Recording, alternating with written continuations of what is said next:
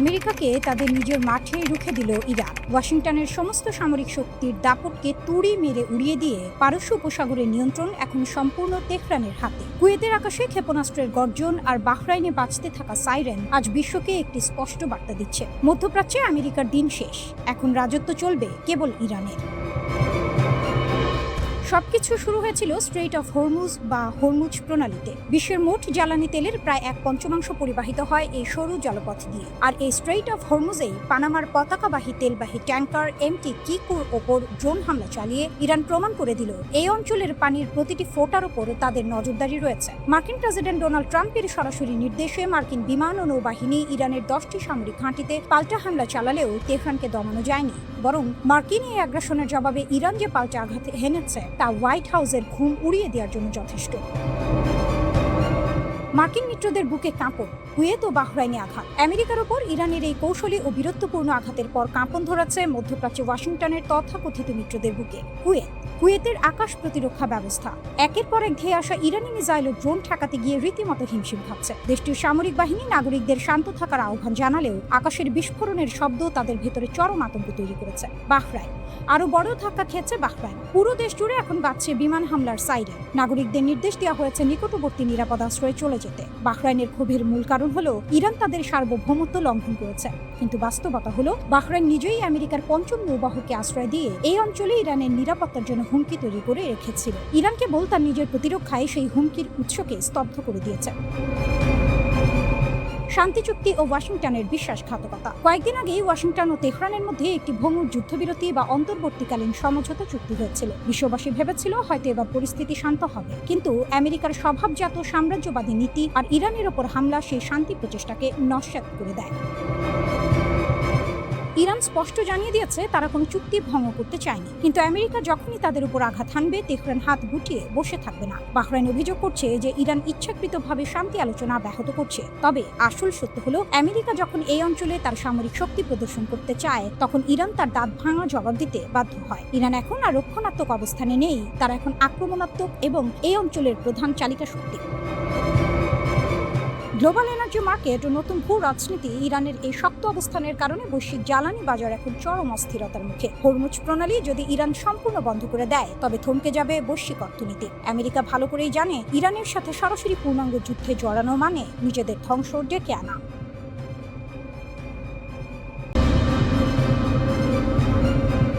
খামেনির রক্তের হিসাব ইরান কি এবার সব শেষ করে দেবে? 28 ফেব্রুয়ারি সেই রাতটা ইরান কোনোদিন ভুলবে না। আয়াতুল্লাহ আলী খামেনি, ইসলামিক প্রজাতন্ত্রের সর্বোচ্চ নেতা, যুক্তরাষ্ট্র ও ইসরায়েলের যৌথ অভিযানে নিহত হলেন। ইহুদিবাদীরা ভেবেছিল এই এক আঘাতেই ইরান ভেঙে পড়বে, নেতৃত্ব শূন্য হয়ে যাবে তেহরান। ইসলামিক প্রজাতন্ত্রের কফিনে শেষ পেরেক ঠোকা হয়ে গেছে। কিন্তু তারা ভুল করেছিল, মারাত্মক ভুল, যে ভুলের দাম দিতে হবে। খামেনি হত্যার পরপরই ওয়াশিংটন ও তেল আবিব অপেক্ষা করছিল ইরানের পতনের জন্য, কিন্তু তেহরান পড়ে যায়নি, উঠে দাঁড়িয়েছে। এবং শুধু উঠে দাঁড়ায়নি, পাল্টা আঘাত করেছে এমনভাবে যা গোটা বিশ্বকে হতবাক করে দিয়েছে। পারস্য উপসাগরীয় অঞ্চলে মার্কিন যুক্তরাষ্ট্রের কমপক্ষে 21টি সামরিক ঘাঁটি মাটিতে মিশিয়ে দিয়েছে ইরানের সামরিক বাহিনী। একটি বা দুটি নয়, 21টি। প্রতিটি আঘাত ছিল সুনির্দিষ্ট, পরিকল্পিত, বিধ্বংসী। এরপরেও যারা ভাবছিলেন ইরান দুর্বল হয়ে গেছে তারা এখন নতুন করে হিসাব মেলাচ্ছেন। কূটনীতির মাঝেও জয়। শুধু যুদ্ধের ময়দানে নয়, কূটনীতির টেবিলেও ইরান বাজিমাত করেছে। ইসরায়েলের প্রধানমন্ত্রী নেতানিয়াহু আর মার্কিন প্রেসিডেন্ট ট্রাম্পের মধ্যে যে ফাটল তৈরি হয়েছে সেটা কম বড় ঘটনা নয়। বছরের পর বছর ধরে ওয়াশিংটন তেল আবিবের যে অটুট জোট, সেই জোটে চির ধরাতে পেরেছে তেহরান। যুদ্ধবিরতি আলোচনায় যুক্তরাষ্ট্রকে সমঝোতায় আসতে বাধ্য করেছে ইরান, চাপের কাছে নয়, নিজের শর্তে। এটা ছোট জয় নয়, প্রতিশোধ এখনো বাকি। ইরানের পররাষ্ট্রমন্ত্রী আব্বাস আরাকচি সাফ জানিয়ে দিয়েছেন খামেনির হত্যায় জড়িতদের ক্ষমা করা হবে না, প্রতিশোধ নেওয়া হবে। খামেনি হত্যার পরপরই ইরান নেতানিয়াহুর কার্যালয় লক্ষ্য করে একাধিক ক্ষেপণাস্ত্র হামলা চালিয়েছিল। সেদিন ইসরায়েলি প্রধানমন্ত্রী কার্যালয়ে ছিলেন না, তাই বেঁচে গেছেন। কিন্তু তেহরান সেই চেষ্টা ছেড়ে দেয়নি, বরং আরও নিখুঁত পরিকল্পনায় সেই হিসাব বুঝে নেওয়ার পথ খুঁজছে। যে অস্ত্রের কথা দুনিয়া জানত না। ইরানের সশস্ত্র বাহিনীর জ্যেষ্ঠ কর্মকর্তা ব্রিগেডিয়ার জেনারেল আহমদ রেজা সম্প্রতি একটি অসাধারণ হুঁশিয়ারি দিয়েছেন। তিনি বলেছেন, ইরানের সামরিক বাহিনী এখনও তাদের সমস্ত সক্ষমতা মাঠে নামায়নি। মধ্যপ্রাচ্যের সীমানার বাইরেও নির্ভুলভাবে হামলা চালানোর মতো অস্ত্র তেহরানের কাছে প্রস্তুত আছে। ইউরোপ, মধ্য এশিয়া, এমনকি আরো দূরে মার্কিন ঘাঁটিগুলোও এখন ইরানের রাডারের বাইরে নয়। যুদ্ধবিরতির এই সময়কে ইরান ব্যবহার করছে নিজেকে আরো শক্তিশালী করতে। ক্ষেপণাস্ত্রের রেঞ্জ বাড়ানো হচ্ছে, নতুন অস্ত্র তৈরি হচ্ছে, শত্রুকে বিস্মিত করার প্রস্তুতি চলছে পুরোদমে। বর্তমানে যে যুদ্ধবিরতি চলছে সেটাকে ইরান বিশ্রামের সুযোগ হিসেবে নেয়নি। সামরিক বিশ্লেষকরা বলছেন, এই বিরতিকে কাজে লাগিয়ে ইরান পূর্বের চেয়ে আরও শক্তিশালী হয়েছে। ইসরায়েল বারবার যুদ্ধবিরতির শর্ত লঙ্ঘন করবে কিনা সেই আশঙ্কা তেহরানের মধ্যে আছে, আর সেই আশঙ্কা থেকেই ইরান বিশ্বাস করছে না যে শান্তি দীর্ঘস্থায়ী হবে। তাই প্রস্তুতি থামানো যাবে না। খামেনিকে হত্যা করে ইসরায়েল ও আমেরিকা ভেবেছিল ইরানের মেরুদণ্ড ভেঙে দিয়েছে, কিন্তু যে দেশ ২১টি মার্কিন ঘাঁটি ধ্বংস করতে পারে, নেতানিয়াহুর কার্যালয়ে ক্ষেপণাস্ত্র পাঠাতে পারে, ট্রাম্প নেতানিয়াহুর জোটে ফাটল ধরাতে পারে, সেই দেশের মেরুদণ্ড ভাঙা যায় না। ইরান এখন শুধু টিকে নেই, ইরান পাল্টা আঘাতের অপেক্ষায় আছে। প্রশ্ন শুধু একটাই, কখন?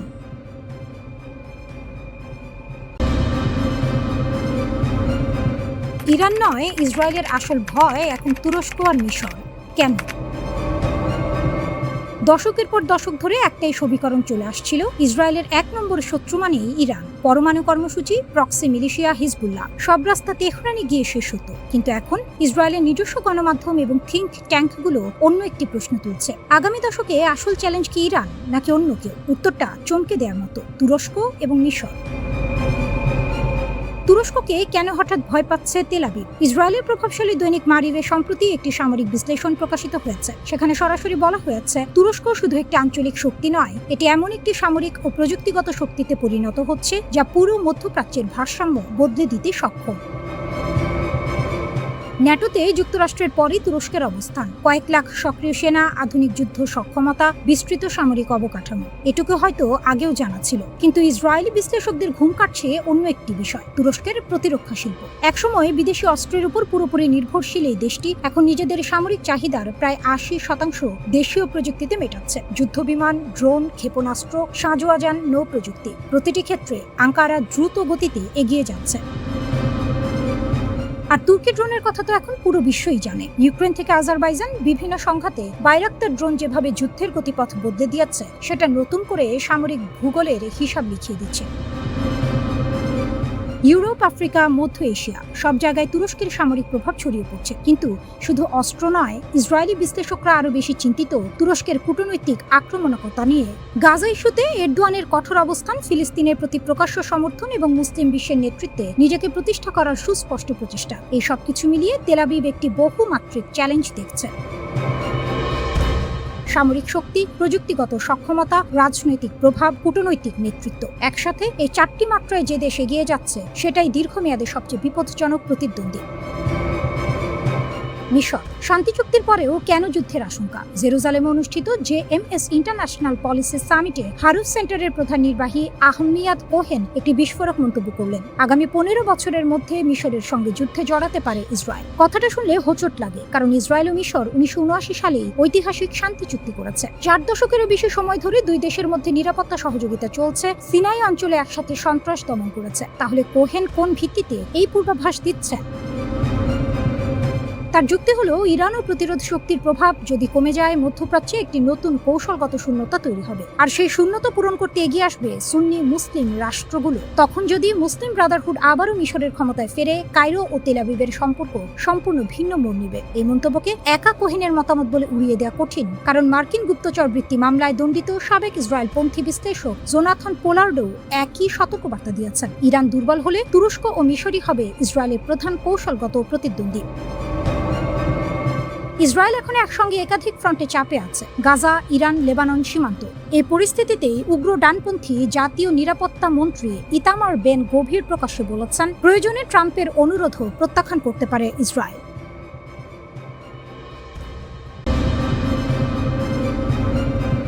ইরানের $12 বিলিয়ন ট্র্যাপ, যেভাবে মার্কিন ছাড়েই জেগে উঠছে তেহরানের সামরিক দানব। যে ইরানকে এক কোনায় চেপে ধরতে ওয়াশিংটন বছরের পর বছর নিষেধাজ্ঞার জাল বুনেছে, সেই ইরানই এখন মার্কিন সিদ্ধান্তের সুবাদে এক নতুন সমীকরণের কেন্দ্রে। যুক্তরাষ্ট্র ও ইরানের মধ্যকার ৬০ দিনের এক সাময়িক চুক্তি যেন তেহরানকে রাতারাতি বৈশ্বিক ভূ রাজনীতির মূল নায়কের আসনে বসিয়ে দিয়েছে। মার্কিন ছাড় ও ইরানের হাতে নতুন শক্তির চাবিকাঠি। সম্প্রতি যুক্তরাষ্ট্রের দেওয়া সামরিক ছাড়ের ফলে ইরানের তেল রপ্তানি, ব্যাংকিং লেনদেন এবং আন্তর্জাতিক বাণিজ্যে এক স্বস্তির নিঃশ্বাস পড়েছে। দীর্ঘদিন ধরে অবরুদ্ধ থাকা তেহরানের অর্থনীতিতে হুট করেই নতুন অর্থ ও সম্পদের জোয়ার আসার সুযোগ তৈরি হয়েছে। চুক্তির আওতায় ইরানের তেল বিক্রির ওপর থেকে নিষেধাজ্ঞা তুলে নেওয়া হচ্ছে এবং জব্দ করা $12 বিলিয়ন ফিরিয়ে দেওয়ার সিদ্ধান্ত হয়েছে। বিশ্লেষকদের মতে এই অর্থ সরাসরি ইরানের প্রতিরক্ষা খাতে এক বিশাল বুস্টার ডোজ হিসেবে কাজ করবে। সামরিক বিশেষজ্ঞদের মতে এই বিপুল অর্থ হাতে পাওয়ার পর ইরানের মূল লক্ষ্য হবে নিজেদের সবচেয়ে বড় দুর্বলতা ঢেকে ফেলা। সাম্প্রতিক সংখ্যাগুলোতে দেখা গেছে ইরানের আকাশ প্রতিরক্ষা ব্যবস্থা বেশ ভঙ্গুর, আর এই দুর্বলতার সুযোগ নিয়েই ইসরায়েল ও যুক্তরাষ্ট্র বিভিন্ন সময়ে ইরানের সামরিক স্থাপনা, ক্ষেপণাস্ত্র ঘাঁটি এবং অস্ত্র তৈরির কারখানায় অনায়াসে হামলা চালাতে পেরেছে। তেহরান এখন এই ক্ষত মেরামত করতে মরিয়া। তাদের প্রধান লক্ষ্য হবে উন্নত রাডার ব্যবস্থা ও ক্ষেপণাস্ত্র প্রতিরক্ষা ব্যবস্থা গড়ে তোলা, অত্যাধুনিক আকাশ নজরদারি প্রযুক্তি সংগ্রহ করা, আর এই আকাশ প্রতিরক্ষার প্রযুক্তিগত ঘাটতি পূরণে ইরানকে সবচেয়ে বড় সহযোগিতা করতে পারে রাশিয়া ও চীন। বেইজিং, মস্কো, পিয়ংইয়ং ট্রাইও ইরানের ব্যাকবোন। ইরানের এই সামরিক পুনর্গঠন প্রক্রিয়া কিন্তু একা একা সম্ভব নয়। এর পেছনে রয়েছে এক শক্তিশালী অক্ষশক্তি, যার প্রধান ভিত্তি হলো চীন। অস্ত্র তৈরির জন্য সরাসরি ক্ষেপণাস্ত্র না এলেও চলে, কিন্তু যা লাগে তা হলো চিপস, সেন্সর এবং হেভি মেশিনারি। বিশেষজ্ঞদের মতে চীন থেকে বিভিন্ন ইলেকট্রনিক যন্ত্রাংশ, চিপ, ড্রোন প্রযুক্তি, মেশিন টুলস এবং শিল্প সরঞ্জাম সংগ্রহ করা ইরানের জন্য এখন তুলনামূলক অনেক সহজ। চীনের এই বিশাল শিল্প ও সরবরাহ ব্যবস্থা ব্যবহার করেই ইরান তার নিজস্ব সামরিক কারখানাকে ঢেলে সাজাবে। পাশাপাশি আরেকটি বড় স্তম্ভ হলো রাশিয়া। ইউক্রেন যুদ্ধে দীর্ঘ সময় ধরে লড়াই করার ফলে রাশিয়ার ঝুলিতে এখন আধুনিক যুদ্ধের বাস্তব অভিজ্ঞতা রয়েছে। ড্রোন যুদ্ধ কিভাবে চালাতে হয়, কিভাবে প্রতিপক্ষের ইলেকট্রনিক যোগাযোগ জ্যাম করতে হয়, কিংবা যুদ্ধের মধ্যেও কিভাবে সামরিক অবকাঠামো টিকিয়ে রাখতে হয়, তার সব কৌশল মস্কোর নখদর্পণে। রাশিয়া এখন ইরানের জন্য শুধু অস্ত্র সরবরাহকারী নয়, বরং সামরিক জ্ঞান ও রণকৌশলের এক অমূল্য উৎস। এর সাথে যোগ হচ্ছে উত্তর কোরিয়া। দশকের পর দশক ধরে আন্তর্জাতিক নিষেধাজ্ঞার জাঁতাকলে পিষ্ট হয়েও উত্তর কোরিয়া যেভাবে তাদের ক্ষেপণাস্ত্র কর্মসূচি সফলভাবে চালিয়ে গেছে, সেই নিষেধাজ্ঞা ফাঁকি দেওয়ার ফর্মুলা এখন ইরানের বড় পুঁজি। সীমিত সম্পদ ব্যবহার করে কিভাবে বিকল্প সরবরাহ ব্যবস্থা গড়ে তুলতে হয়, সেই গোপন দীক্ষা ইরান পাচ্ছে পিয়ংইয়ং এর কাছ থেকে। বিশ্লেষকদের স্পষ্ট হুঁশিয়ারি, এই অর্থ আর বিশ্বস্ত মিত্রদের সহায়তায় ইরান যদি একবার পুরোপুরি জেগে ওঠে, তবে মধ্যপ্রাচ্যে তাকে থামানো যুক্তরাষ্ট্র কিংবা ইসরায়েল কারো পক্ষে আর সম্ভব হবে না।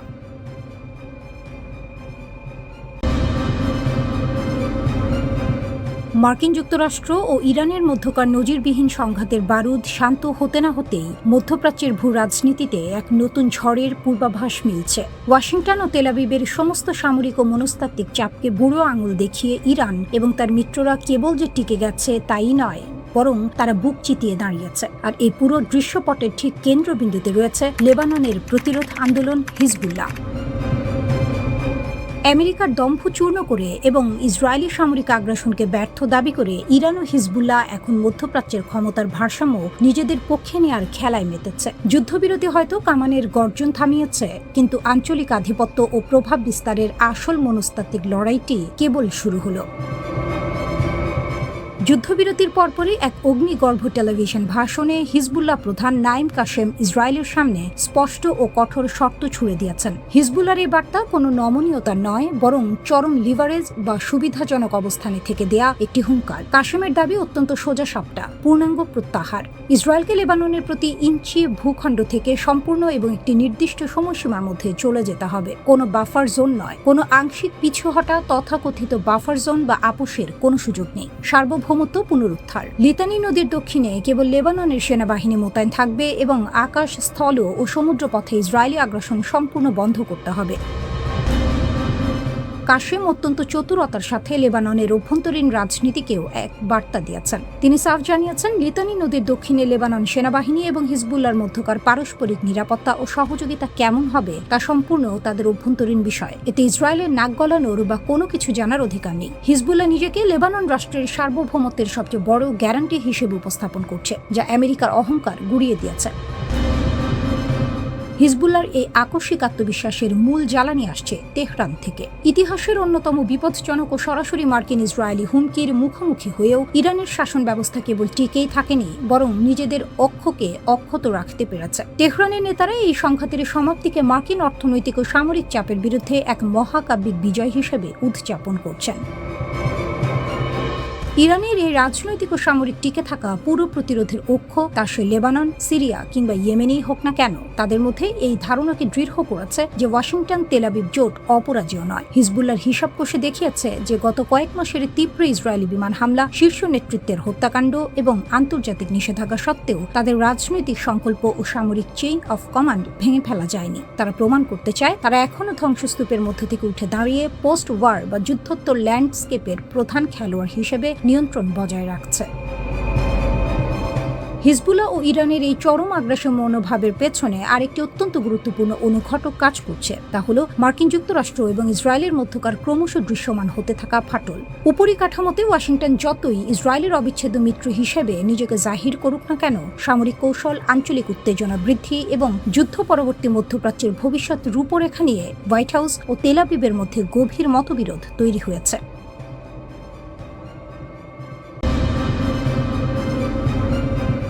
ইরান যে অস্ত্র বানিয়েছে আমেরিকা তার নাম জানত না। পাইলট যখন জ্ঞান ফিরে পেলেন, তখন তিনি পেন্টাগনের গোয়েন্দাদের সামনে বসে কাঁপা গলায় বললেন, ওগুলো ড্রোন ছিল, কিন্তু ওগুলো একসাথে নিঃশ্বাস নিচ্ছিল। এপ্রিল 2025 ইরানের আকাশ একটি আমেরিকান F-15 যুদ্ধবিমান ভূপাতিত হলো। ইতিহাসে প্রথমবারের মতো ইরানের আকাশে মার্কিন যুদ্ধবিমান গুলি করে নামানো হলো, কিন্তু কিভাবে, কোন ক্ষেপণাস্ত্রে, কোন রাডারে? বিধ্বস্ত হওয়ার আগের শেষ কয়েক সেকেন্ড পাইলট বলেছেন, বিমান ভেঙে পড়ার ঠিক আগ মুহূর্তে তিনি আকাশে একটি অদ্ভুত দৃশ্য দেখেন। একটি বড় ড্রোনের নিচে ছোট ছোট ড্রোন ঝুলছে, একদম জেলিফিশের পায়ের মতো, আর পুরো কাঠামোটা একক প্রাণীর মতো একসাথে ঘুরছে, ভাসছে, এগিয়ে আসছে। প্রত্যক্ষদর্শী এক কর্মকর্তার ভাষায় ভিন গ্রহের কাণ্ড কারখানা। আরেকজন বললেন, আকাশের ড্রোনের মাইনফিল্ড। 4টি আলাদা গোয়েন্দা সূত্র এই বর্ণনা নিশ্চিত করেছে ড্রোনগুলো আলাদা আলাদা ছিল না, ওরা একে অপরের সঙ্গে যুক্ত হয়ে একটাই জীবন্ত কাঠামো তৈরি করেছিল। কারিগরি ভাষায় ওর নাম ওয়ান টু মেনি মেশড নেটওয়ার্কিং।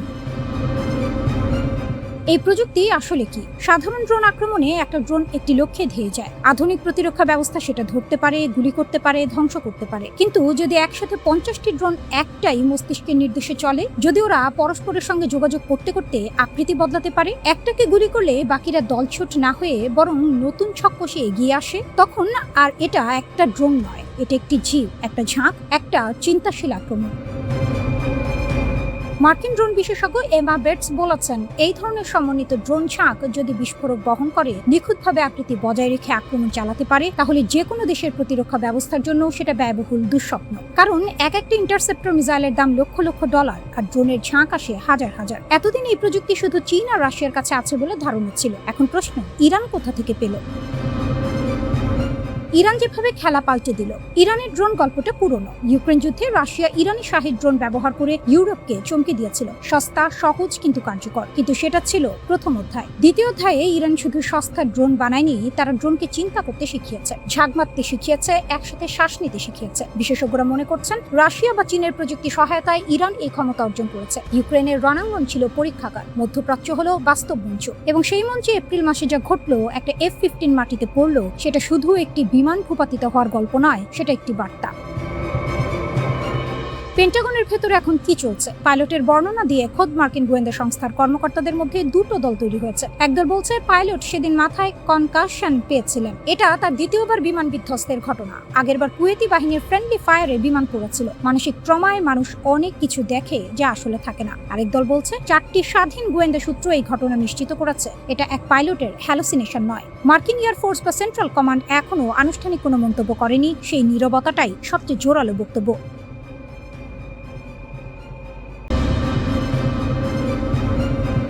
ইরানের মাস্টার প্ল্যান, লেবানন থেকে সিরিয়া, ট্রাম্পও এখন ফাঁদে। ট্রাম্প হতাশ, নেতানিয়াহু ক্ষুব্ধ। আর এই দুই নেতার মধ্যকার ফাটলের মধ্য দিয়ে ইরান শুধু দেখছে আর মুচকে হাসছে। মধ্যপ্রাচ্যের রাজনীতিতে এমন মুহূর্ত কমই আসে। আমেরিকার সবচেয়ে বড় মিত্র ইসরায়েল এখন তার সবচেয়ে বড় দাতার সাথে প্রকাশ্যে দ্বন্দ্বে। আর এই সুযোগে ইরান কোনো বোমা না ছুড়েই কূটনৈতিক ময়দানে জিতে যাচ্ছে একের পর এক পয়েন্ট। 21 জুন 2025 ট্রাম্প ফক্স নিউজে বসে এমন কিছু বললেন যা মধ্যপ্রাচ্যের রাজধানীগুলোতে ভূমিকম্পের মতো ছড়িয়ে পড়ল। তিনি বললেন, ইসরায়েল হিজবুল্লাহকে শেষ করতে পারছে না, প্রতিবার অ্যাপার্টমেন্ট ভেঙে ফেলে, আমি ভাবছি এই কাজটা সিরিয়াকে দিয়ে দেব। এটা শুধু হতাশার কথা না, এটা একটি সিগন্যাল। আমেরিকার মধ্যপ্রাচ্য নীতিতে গভীর ফাটল ধরেছে। কিন্তু সিরিয়ার প্রেসিডেন্ট আহমেদ আল শারা সেই প্রস্তাব লুফে নিলেন না, বরং সরাসরি বললেন সিরিয়া লেবাননে কোনো সামরিক ভূমিকায় যাবে না। তার ভাষায়, লেবাননের সমাধান আসবে যুদ্ধে নয়, শহর বোমা মেরে নয়, বরং সৃজনশীল সমাধানে।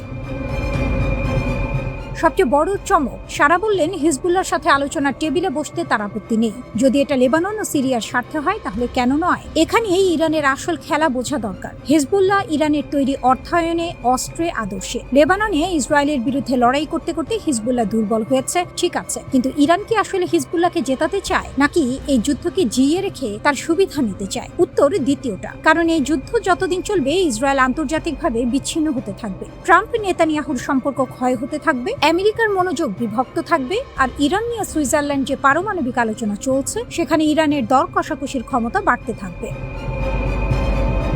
ট্রাম্প নিজেই স্বীকার করলেন হিজবুল্লাহ হলো ছোট যুদ্ধ, বড় ডিল হলো ইরান। আর সেই বড় ডিলের টেবিলে ইরান এখন শক্ত হাতে বসে আছে, কারণ লেবাননে আগুন জ্বলছে। ট্রাম্প কেন এত বিরক্ত? ট্রাম্পের হতাশার কারণ একটাই, টাইমিং। যখনই ইরানের সাথে চুক্তির কাছাকাছি পৌঁছায় আমেরিকা, তখনই বৈরুতে বিস্ফোরণ হয়, সাধারণ মানুষ মরে, ক্যামেরায় ধ্বংসের ছবি ভাসে, আর পুরো কূটনৈতিক মোমেন্টাম নষ্ট হয়ে যায়। তিনি বললেন, আমি লেবাননে হামলা পছন্দ করি না, বিশেষত বৈরুতের ভেতরে চুক্তি সইয়ের ঠিক আগে। এটা শুধু আবেগের কথা নয়, এটা কৌশলের কথা। ইসরায়েলের প্রতিটা আক্রমণ ইরানের সাথে বড় চুক্তির পথকে কঠিন করছে। নেতানিয়াহু কি বললেন? নেতানিয়াহু পাল্টা দিলেন দৃঢ়ভাবে। তিনি বললেন, আমি ইসরায়েলের স্বার্থে দাঁড়াই। ট্রাম্প আমার কথা শোনেন না, আমিও তার কথা পুরোপুরি মানি না। আমরা দুটো স্বাধীন দেশের নেতা। আর তিনি স্পষ্ট করলেন, গাজায়, সিরিয়ায়, লেবাননে ইসরায়েলের নিরাপত্তা অঞ্চল থাকবে যতদিন দরকার। এই দ্বন্দ্ব এখন প্রকাশ্য, আর ইরান এই ফাটলটাকেই তার সবচেয়ে বড় সম্পদ হিসেবে ব্যবহার করছে। মধ্যপ্রাচ্যের এই জটিল দাবার বোর্ডে ইরান একটি পুরনো কৌশল খেলছে, নিজে না লড়ে অন্যদের দিয়ে লড়িয়ে সুবিধা নেয়া। হিজবুল্লাহ তার হাতিয়ার, লেবানন তার রণক্ষেত্র, আর ট্রাম্প নেতানিয়াহুর দ্বন্দ্ব তার বোনাস।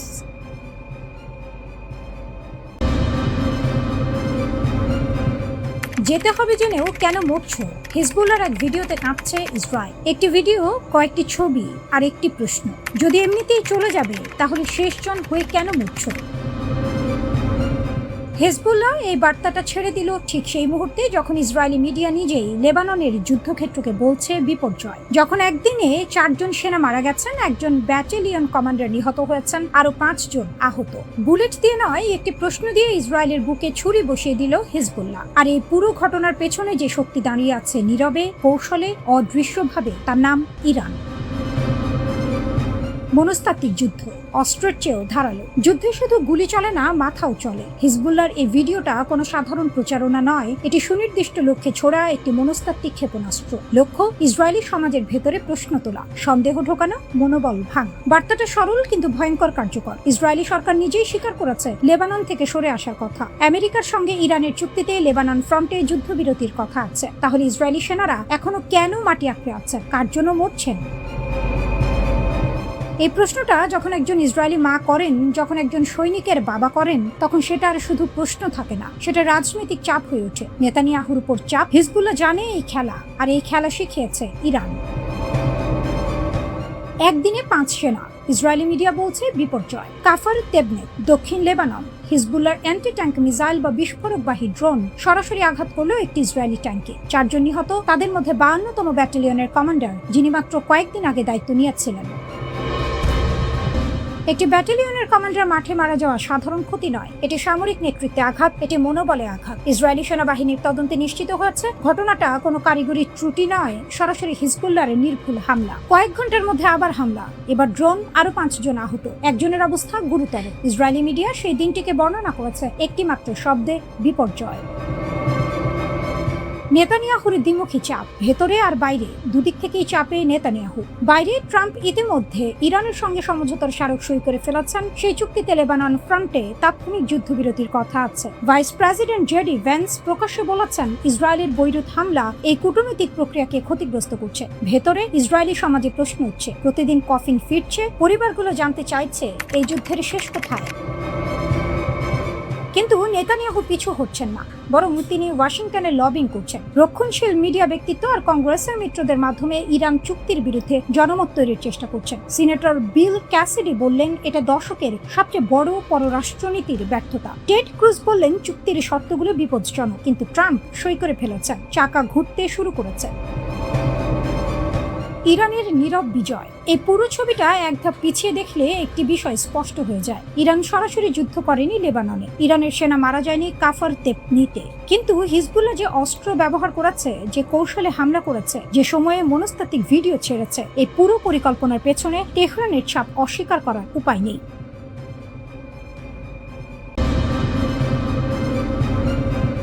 দক্ষিণ লেবাননের সীমান্ত এখন জ্বলন্ত অগ্নিকুণ্ড। মুখোমুখি লড়াইয়ে ইসরায়েলের 4 এলিট সেনা খতম। নিহতদের মধ্যে আছেন খোদ ব্যাটালিয়ন কমান্ডার লেফটেন্যান্ট দর গেদালিয়াবেভ সিমসন। তেল আবিবের সামরিক সদর দপ্তরে এখন শুধু কান্নার রোল আর প্রতিশোধের চিৎকার। এই চরম পরাজয়ে দিশেহারা হয়ে ইসরায়েলের কট্টরপন্থী মন্ত্রী ইতামার বেন গাভির হুমকি দিয়েছেন গোটা লেবাননকে জ্বালিয়ে পুড়িয়ে ছারখার করে দেওয়ার। ইসরায়েলি আগ্রাসনের এই দানবীয় রূপের সামনে মধ্যপ্রাচ্যের একমাত্র অতন্ত্র প্রহরী হিসেবে দাঁড়িয়ে গেছে ইরান। পশ্চিমা সাম্রাজ্যবাদ আর ইসরায়েলি দম্ভের মুখে লেবাননকে রক্ষা করতে ইরান এখন নায়কের আসনে। সীমান্তের ট্র্যাজেডি ও ইসরায়েলের দম্ভ চূর্ণ।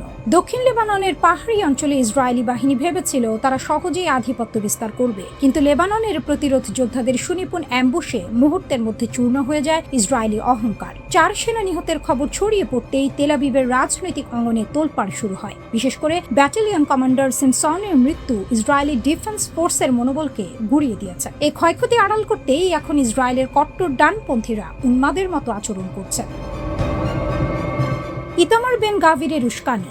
ইসরায়েলের জাতীয় নিরাপত্তা বিষয়ক মন্ত্রী বেন গাভির সরাসরি লেবাননের হাজারো মায়ের কোল খালি করার হুমকি দিয়েছেন। তিনি পুরো অঞ্চলকে মানচিত্র থেকে মুছে ফেলার ডাক দিয়েছেন। এই উন্মাদনা প্রমাণ করে মাঠ পর্যায়ে প্রতিরোধ যোদ্ধাদের মার খেয়ে ইসরায়েল কতটা মরিয়া।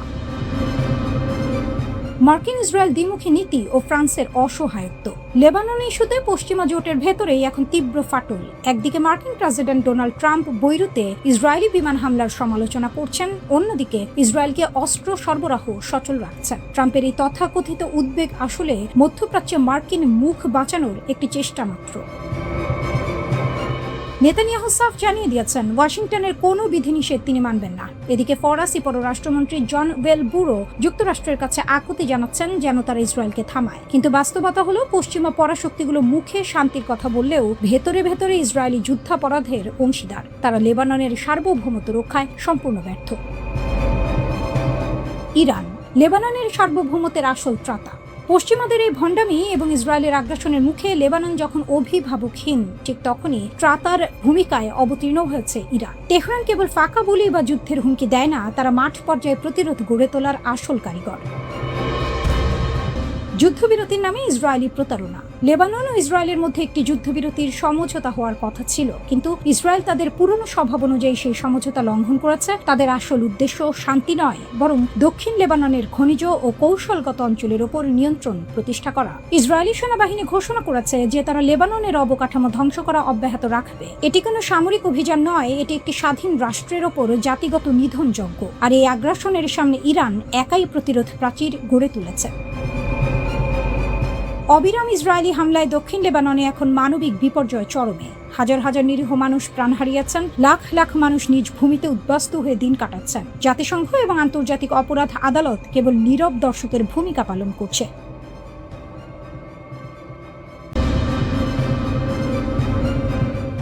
মিত্রকেই শাসালেন ভ্যান্স। ইরানের চালে কোণঠাসা ইসরায়েল, বদলে যাচ্ছে মধ্যপ্রাচ্যের সমীকরণ। দশকের পর দশক ধরে যে সম্পর্ককে অটুট ধরে নেওয়া হয়েছিল, সেই ওয়াশিংটন তেল আবিব পক্ষে আজ স্পষ্ট ফাটল। আর সেই ফাটলের কেন্দ্রে দাঁড়িয়ে আছে একটি নাম, ইরান। তেহরান কোনো যুদ্ধ জেতেনি, কিন্তু কূটনীতির বোর্ডে এমন একটি চাল দিয়েছে যেটা আমেরিকার ভাইস প্রেসিডেন্টকে দিয়েই তার পুরনো মিত্রকে সরাসরি শাসাতে বাধ্য করেছে। এটাই এখন বিশ্ব রাজনীতির সবচেয়ে বড় গল্প। যে মন্তব্য কাঁপিয়ে দিল সব হিসাব, জেডি ভ্যান্স, মার্কিন ভাইস প্রেসিডেন্ট, ট্রাম্প প্রশাসনের দ্বিতীয় সর্বোচ্চ ক্ষমতাধর মানুষ, সাংবাদিকদের মুখোমুখি দাঁড়িয়ে তিনি সরাসরি ইসরায়েলের নেতৃত্বের উদ্দেশ্যে বললেন, বাস্তবতাটা বুঝতে শেখা প্রয়োজন। এই একটি লাইন আন্তর্জাতিক কূটনীতির ভাষায় অনেক কিছু বলে দেয়। মিত্রকে প্রকাশ্যে এভাবে সতর্ক করা হয় না যদি না সম্পর্কে সত্যি বড় ধরনের টানাপোড়েন তৈরি হয়। কিন্তু কেন এই মন্তব্য? কিসের আগে ফুঁসলেন ভ্যান্স? ঘটনার শিকড়ে ইরান। ট্রাম্প প্রশাসন ইরানের সঙ্গে একটি সমঝোতা চুক্তির খসড়া তৈরি করেছে। সেই খবর ছড়িয়ে পড়তেই ইসরায়েলের অন্দরমহলে শুরু হলো তীব্র সমালোচনার ঝড়। ইসরায়েলের মন্ত্রী ও নীতি নির্ধারকদের অনেকেই এই সমঝোতাকে বললেন তেহরানের কাছে মার্কিন প্রশাসনের নতি স্বীকার। সমালোচনা শুধু কূটনৈতিক ভাষায় থামেনি, ট্রাম্প প্রশাসনকে লক্ষ্য করে ব্যক্তিগত আক্রমণও এলো। আর তখনই ভ্যান্স ধৈর্য হারালেন। যা বললেন ভ্যান্স, যা শুনতে হলো ইসরায়েলকে। ভ্যান্সের বার্তা ছিল কঠোর, স্পষ্ট এবং একদম সরাসরি। তিনি মনে করিয়ে দিলেন, গত কয়েক মাসে ইসরায়েলের আকাশ ও ভূখণ্ড রক্ষায় ব্যবহৃত প্রতিরক্ষা সরঞ্জামের 2/3 এসেছে আমেরিকার হাত ধরে। মার্কিন করদাতাদের টাকায় কেনা অস্ত্র দিয়ে যারা নিজেদের বাঁচাচ্ছে, তাদের পক্ষ থেকে ট্রাম্প প্রশাসনের সমালোচনা কোনোভাবেই গ্রহণযোগ্য নয়। এখানেই থামলেন না, ব্যঙ্গাত্মক ভঙ্গিতে প্রশ্ন ছুড়লেন। সমালোচনা করা সহজ, কিন্তু বিকল্প প্রস্তাবটা ঠিক কি? তারপর বললেন সেই কথা যেটা ইসরায়েলের রাজনৈতিক মহলে এখনো অনুরণিত হচ্ছে, কোনো সমস্যার সমাধান কেবল শক্তি প্রয়োগ বা ধ্বংসযজ্ঞ দিয়ে চিরস্থায়ী হয় না। ইরান যে চালটা দিয়েছে, এখন একটু পেছনে ফিরে তাকান। ইরান কি সত্যিই দুর্বল হয়ে টেবিলে এসেছে, নাকি এটা তেহরানের দীর্ঘমেয়াদী কৌশলের অংশ? লেবানন সীমান্তে সংঘাত চলছে, হরমুজ প্রণালীতে উত্তেজনা আছে, কিন্তু ঠিক এই মুহূর্তে ইরান আলোচনার টেবিলে বসে দেখাচ্ছে, আমরা শান্তি চাই, আমরা কথা বলতে রাজি। এই একটি পদক্ষেপ ইসরায়েলকে কোণঠাসা করে দিয়েছে, কারণ এখন ইসরায়েল যদি যুদ্ধ চালিয়ে যায়, বিশ্বের চোখে সে হয়ে যায় শান্তি বিরোধী পক্ষ। আর যদি থামে, তাহলে ইরানের কূটনৈতিক বিজয় স্বীকার করতে হয়। দুদিকেই ইসরায়েলের জন্য সংকট। ভ্যান্স একটি কথা বলেছেন যেটা ইসরায়েলের জন্য সবচেয়ে ভয়ের। বর্তমান বিশ্ব পরিস্থিতিতে যুক্তরাষ্ট্রের চেয়ে বড় কোনো শক্তিশালী মিত্র ইসরায়েলের অবশিষ্ট নেই। এটা শুধু তথ্য নয়, এটা সতর্কবার্তা। এটা বলছে, মিত্রকে হারানোর সামর্থ্য তোমার নেই, তাহলে মিত্রের সিদ্ধান্তকে চ্যালেঞ্জ করছো কোন সাহসে? ইসরায়েল এই চুক্তিতে সই করেনি। তারা ঘোষণা করেছে নিজের নাগরিক ও ভূখণ্ড রক্ষায় যে কোনো সামরিক পদক্ষেপ নেওয়ার অধিকার তারা রাখে। কিন্তু সেই ঘোষণা এখন অনেকটাই ফাঁকা গর্জনে পরিণত হচ্ছে, কারণ সবচেয়ে বড় মিত্রটাই এখন অন্য পথে হাঁটছে।